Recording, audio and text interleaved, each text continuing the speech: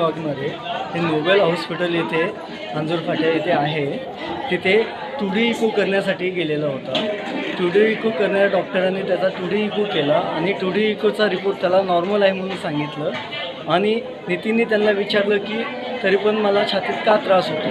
तर त्यांनी सांगितलं की तुझी एन्जिओग्राफी करून घ्यावा लागेल.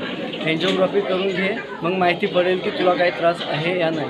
त्याने एन्जिओग्राफीसाठी त्याला ॲडमिट करून घेतला आणि एन्जिओग्राफी केल्यानंतर त्याला सांगण्यात आलं की तुझ्या हृदयाला एक छोटासा ब्लॉकेज आहे आणि तो ब्लॉकेज तुझा पूर्णपणे इंजेक्शन आणि गोळ्यांनी हा पूर्णपणे बरा होईल आणि तू 2 दिवसात घरी जाशील.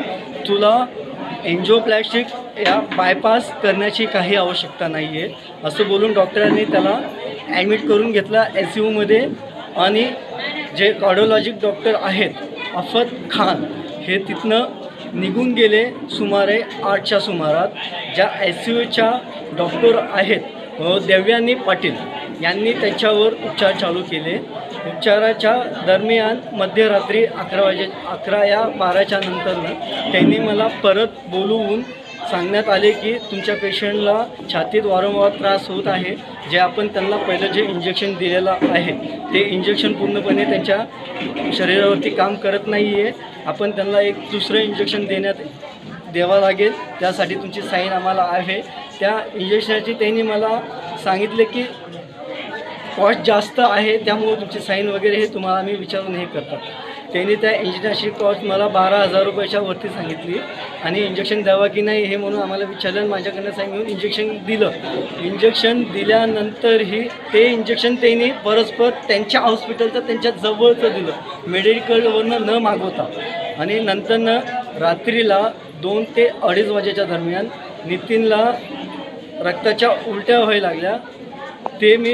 त्यांनी मला दाखवलं आणि सांगितलं की त्याला ते इंजेक्शन सूट होत नाही आहे. मी त्यांना विचारलं की माझा भाऊ हा व्यवस्थित आलेला होता, स्वतः चालत आलेला होता. ते फक्त टुडी इको करायसाठी तुमच्याकडे आलेला आहे आणि तुम्ही त्याला डायरेक्टली ॲडमिट करून घेतला आणि एवढं सांगितलं की नॉर्मल आहे. तर तो एवढा सिरियस कसा झाला. तर त्यांनी सांगितलं की रक्त पातळ होण्याची जी औषधं दिली ती त्याच्या शरीराला सूट होत नाही. त्यांची तिथे पहाटेपर्यंत 19 तारखेला संध्याकाळपर्यंत एकही कार्डिओलॉजिक न येता डॉक्टर तिथं न असता त्याचा त्यांनी विलाज केला. त्यातलं त्यांना हे काय माहिती नाही देवयानी पाटील यांना की काय विलाज करायचा आहे. त्यांना आम्ही उत्तरं विचारले की आमचा पेशंट असा का झाला की त्यांनी आम्हाला ओढीची उत्तरं दिली की तुम्ही डॉक्टर आहेत का आम्ही डॉक्टर आहेत, आम्ही त्याचा विलाज करतो, आम्ही हे बघतो. त्यांनी एक नंतरनं बाहेरनं एक डॉक्टर बोलवला जे आहेत श्रुती मॅडम.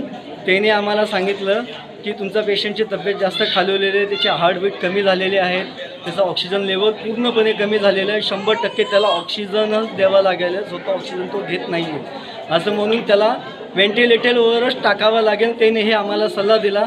आम्ही त्यांचं ऐकून त्यांना सल्ल्याचं परमिशन दिलं की ओके ठीक आहे तुम्ही टाका.